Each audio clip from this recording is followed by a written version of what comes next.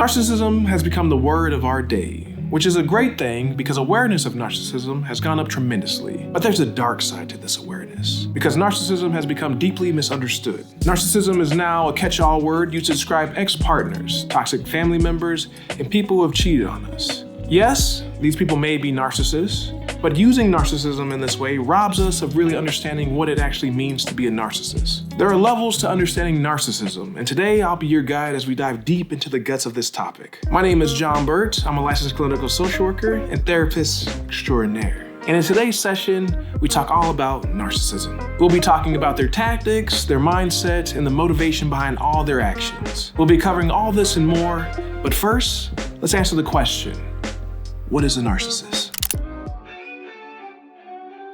A narcissist is someone who needs to be the center of attention. They need this attention because they are deeply insecure and fragile people. Narcissists aren't just born this way. You see, there's two pathways that cause a person to develop into a narcissist: the pathway of abandonment and the pathway of specialness. First, let's understand the pathway of abandonment. A narcissist is someone who typically has a history of early childhood trauma. Early in their childhood, they were abandoned, neglected, and devalued, and raised in a way that their needs never mattered. They may have also grown up with parents that were deeply narcissistic themselves. Parents that were too self-absorbed to acknowledge their child's needs and failed to encourage them to construct a healthy sense of self, which is a step that's required in crafting self-esteem and becoming a healthy adult. Because the parent has failed at helping their child achieve this step, this is where we start to see the narcissistic personality take hold. With their needs constantly neglected, the child learns to become addicted to attention-seeking behaviors because validation from others is the only way they've learned to regulate and suppress their childhood traumas. And thus, they enter into relationships with the sole purpose of using others to take care of their needs. This now takes us to the second pathway of becoming a narcissist: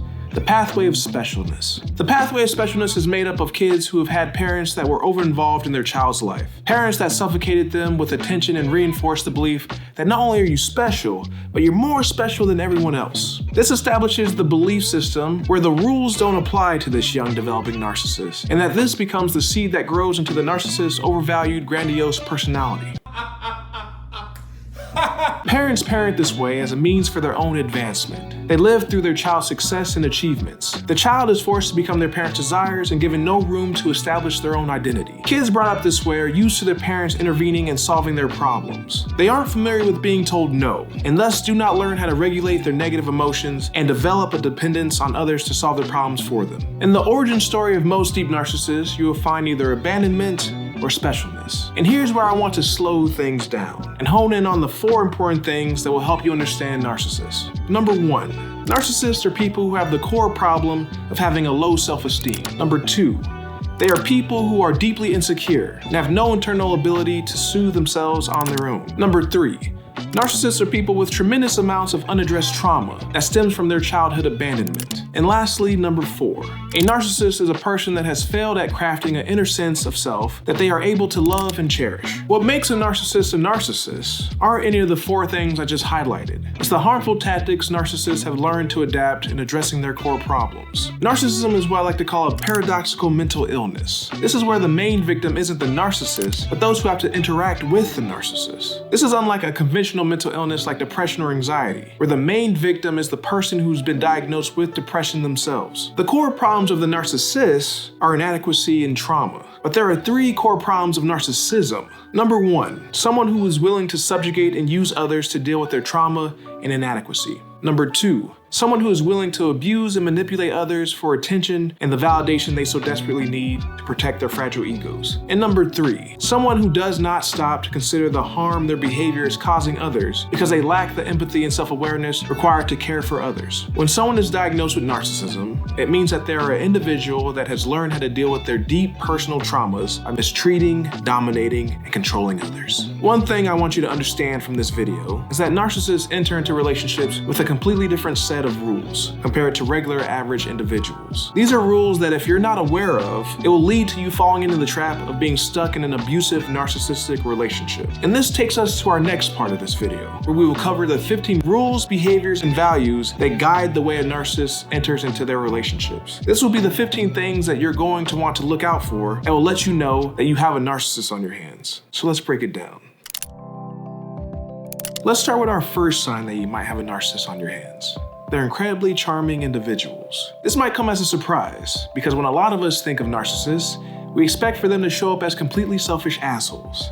I want you to understand something about narcissists. They have a really good game, or what the young people like to call it, Riz. You'll find yourself in a relationship with a narcissist because they're really good at making impactful first impressions. At the beginning of the relationship, they will portray themselves as charming, charismatic, confident, and successful. And who wouldn't be attracted to this type of person? When you think of a narcissistic person, you may think of them as being entitled, rageful, manipulative assholes. They are these things, but narcissistic people don't show up in relationships this way. They're chameleons, shape-shifting to play the part of Mr. Perfect. They'll show up as the idealized version of the partner you've always been dreaming for. They'll pull you in with superficial displays of attention and affection, and this will have the devastating seductive effect of causing you to lower your guard and draw you in closer. The danger a narcissistic person presents to you is at the beginning of the relationship, when they first supply their charm. You'll feel desired, seen, and valued. There's excitement and connection, as the attention they give you feels amazing.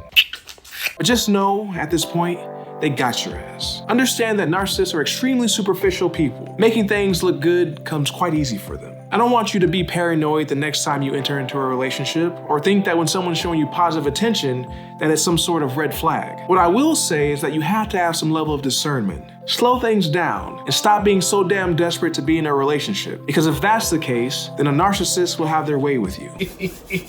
Things I want you to look for. Narcissists will show their interest and charm, but it's never going to be that deep, and it's never going to last that long. This charm will last anywhere from 4 weeks to 6 months. If you stop being distracted by their outwards attempt to charm you and look for the substance, you'll find that their charm always has a superficial and vapid quality to it. There is no depth, and there is no real attempt to build intimacy or closeness behind their actions. Their charm always serves a purpose: to lower your defenses, gain influence over you, and manipulate you to do the things they want you to do.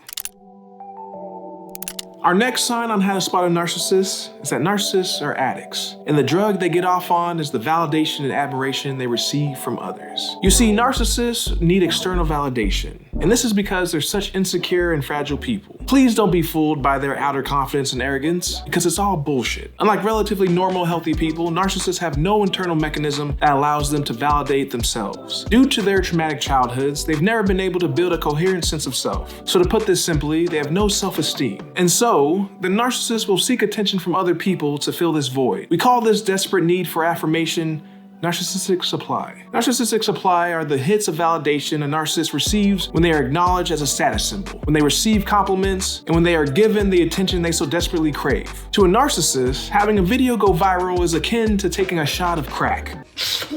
Even negative attention, like the attention they receive when they're fighting with their partner, feels good, because it usually leads them to dominating and forcing their partner to submit to their will. Getting the supply is what motivates much of the narcissist's behavior. Like any crackhead, a narcissist's mood is entirely dependent on if they're getting their supply or not. And if they don't get enough of this supply, then their mood turns rather dark, as they need their daily hit of admiration for survival. When they don't receive the validation they believe they're entitled to, they will become irritable, resentful, sullen, and aggrieved. Understand this: in the narcissist world, everyone around them must bring the supply, and if you don't, you will face their wrath. Next, we have a core pillar of narcissism, and that is that narcissists are extremely selfish people. We call this egocentricity. Egocentricity centers around a person who's only capable of thinking about themselves. But this goes far beyond just mere selfishness. So not only do narcissists not give a shit about you, but they also will let you know you ain't shit either. You ain't shit. Narcissists live with little to no regard for the feelings and desires of those around them. This means that the entire relationship will be organized around their needs and interests. You can't pick the show or movie to watch on date night because you have shit taste. You also can't choose the restaurant you're eating at because, again, you have shit taste. In short, a narcissistic person's needs will always come first in any relationship. And if you stay in a relationship long enough with a narcissist, you will realize that the narcissist will never ask you, "How are you doing?" They will never genuinely care when you are hurt, and they will always put themselves first. So, when you try to exert your wants, aspirations, and needs in the relationship, these attempts will not be tolerated by the narcissistic person. And over time, you will come to realize that the focus must always be on them. Our next way on how to spot a narcissist is that they're very predictable. This is what we call being consistently inconsistent. Narcissists are predictable, but only when you're aware of how they operate. When narcissistic people are well regulated, this looks like their needs being met, resulting in them being less antagonistic and a lot more pleasant to be around. Their needs getting met looks like work going well, being in a fun new relationship where the sex is amazing, or going on some lavish vacation. Unfortunately, this state of being satisfied gets stale very quickly, so they always are in need of new, more, and better. You met their needs and gave them the greatest sex of their life, and fucked them like a porn star. So their love felt boundless for a couple of hours. But later that evening, you failed to meet their needs because you were late for dinner. So now they're angry and the relationship is full of tension, because you obviously don't love them. You see, they're very predictable.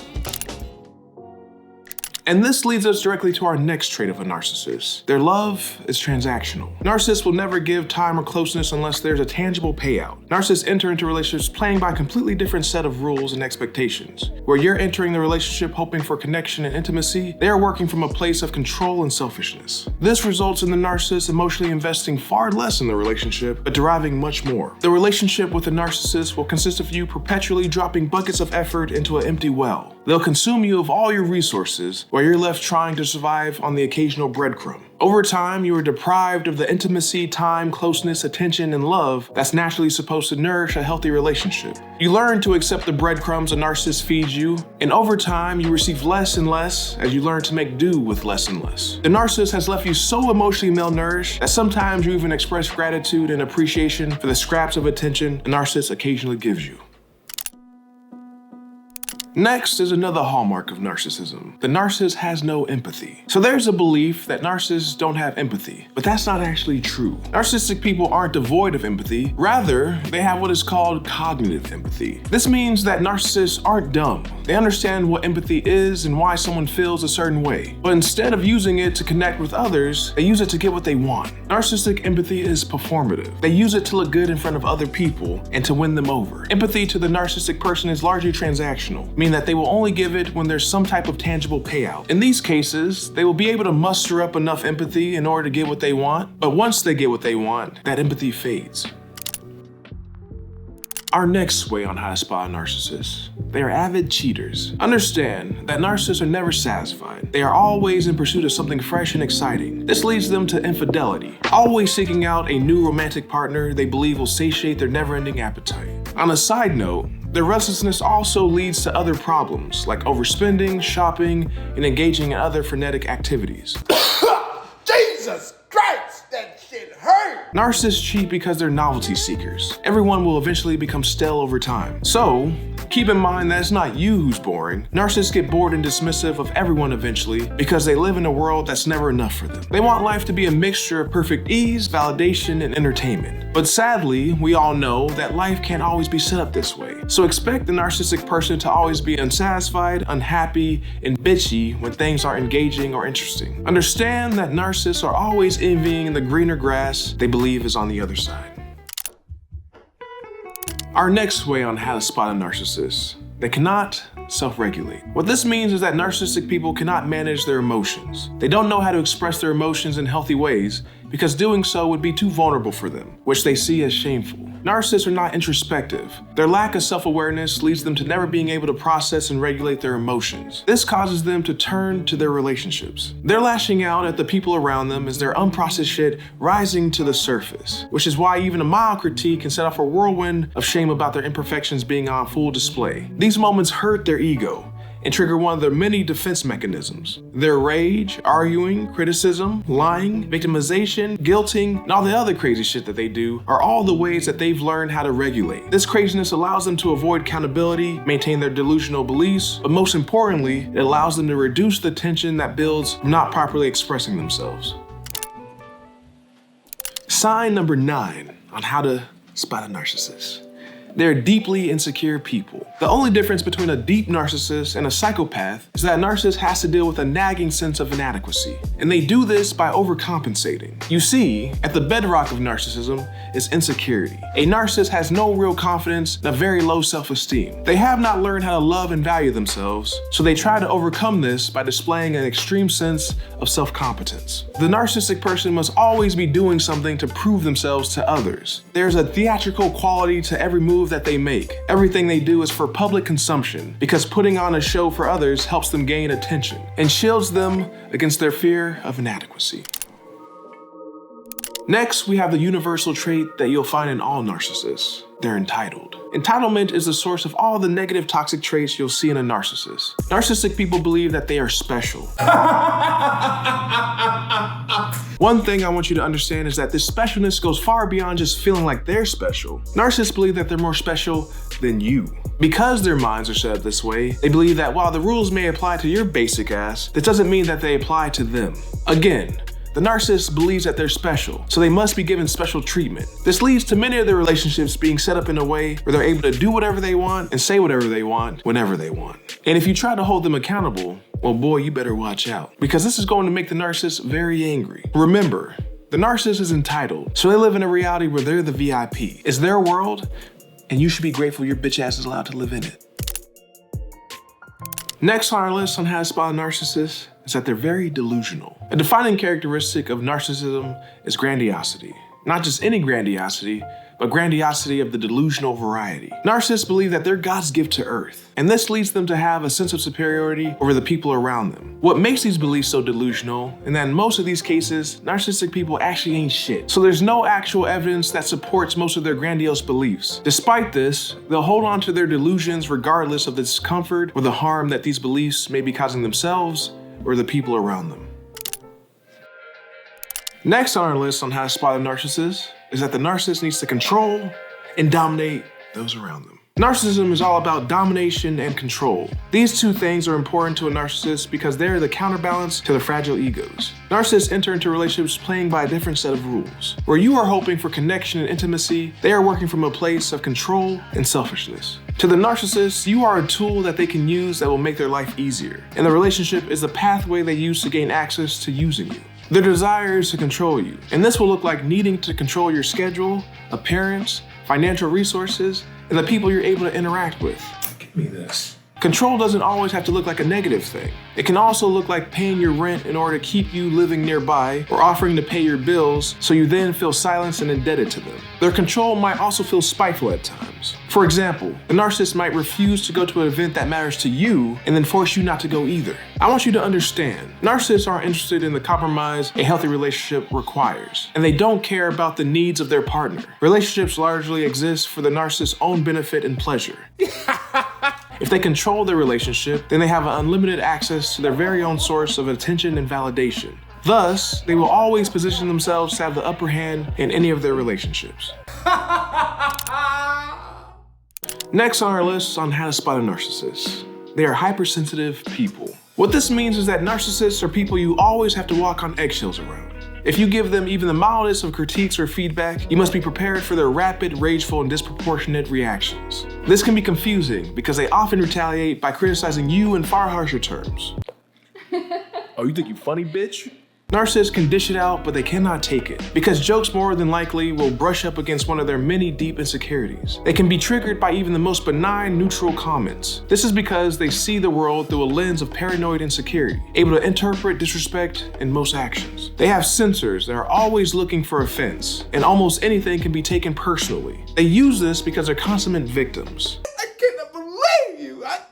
Trying to confuse others and draw sympathy. You will find that the narcissist often needs reassurance, but of course they're never going to ask for it. Instead, they'll just play the victim and guilt you until it's clear that they need to be soothed. What? I cannot believe you. Until that everything's gonna be all right. But you're not out of the woods yet, because even giving reassurance can be a tricky thing. Because if your soothing is too transparent, they will lash out at you for reminding them of their weaknesses and vulnerabilities. I want you to understand, relationships with narcissists are a tricky dance of navigating their sensitivity, arrogance, insecurity, reassurance, shame, and rage. These all combine to make a deadly combo and a reminder that you will never be able to win in these types of relationships. Our next way of how to spot a narcissist. They're very unstable people. What I mean by this is that narcissists are very rarely able to maintain one stable emotion for a long period of time. They wear many different masks, balancing between charming, abusive, fun, sullen, charismatic, enraged, and normal. This is because a narcissist's self-appraisal is directly dependent on how things are going in their life. If things are going their way, they're having sex, they're doing fun things, they went shopping, then their self-appraisal will be high. But if things aren't going well, they were ghosted, they were told no, Trump lost the election, they will blame the world and shift to viewing themselves as a victim. As a result, you can't always anticipate which version of the narcissist you'll be dealing with, as it doesn't take a lot to destabilize them. And finally, thank God, Jesus Christ, thank you, Jesus. The last sign we can use to spot a narcissist. Narcissists are manipulators. If there's one thing I want you to understand about a narcissist, it's that they are very insecure people. And one of the many ways they choose to regulate their insecurity is through projection. Specifically, the projection of their shame. Narcissists are a lot of things. Abusers, manipulators, exploiters, cheaters, the list goes on and on. But narcissists will never admit that they're any of these things, which is a step that's required in actually dealing with their shit. So instead of taking accountability for their actions, narcissists will angle to protect themselves by accusing you of being the things that they don't want to see in themselves. A common example of this is the narcissist accusing you of cheating when they themselves are the ones that have been cheating. Projecting the unacceptable aspects of themselves onto other people allows a narcissist to live in a fantasy world. One thing I want you to understand is that narcissists are resolute in their belief of their own goodness, empathy, and all-around awesomeness, despite not coming close to actually being any of these things. They will do anything to protect their fragile egos. This includes throwing you under the bus and manipulating you in order to keep up appearances and shelter themselves from the discomfort of their shame. And so, there you have it. If you made this far in the video, then you have all the basic understandings of narcissism. You are now equipped to spot a narcissist if they cross your path. As smart as I am, I can't take credit for any of the information presented in this video. I got most of this information about narcissism from, I'm gonna butcher her name, Dr. Ramani Dursuvala. In her book, It's Not You. That was good. Was it good? That was good. It's from Dr. Ramani Dursuvala. I don't want to offend anyone by mispronouncing her name, but it's a great book. Calm down. You ready? I got this. Are you still recording? Yes. I got most of the information from this book, It's Not You, from Dr. Ramani D. I'm not going to attempt to pronounce her last name because I will butcher it. But it's an amazing book that covers narcissism and how to heal from it, so I highly recommend it. I'll include it, an affiliate link to buy it in the description, so you can go there and buy it. And it'll help a brother out as well, so that's always a good thing. Anyway, I plan on covering much more information about narcissism that I've gotten from the book in future videos. Also, if you made it this far in the video, then why don't you just go ahead and like and subscribe? It's obvious that you like me and enjoyed the video and were able to get something out of it. So, unfortunately, we're at the worst part of this video, and that is the time I have to say goodbye. Thank you for watching and making it this far. God bless, and I'll see you guys in the next session.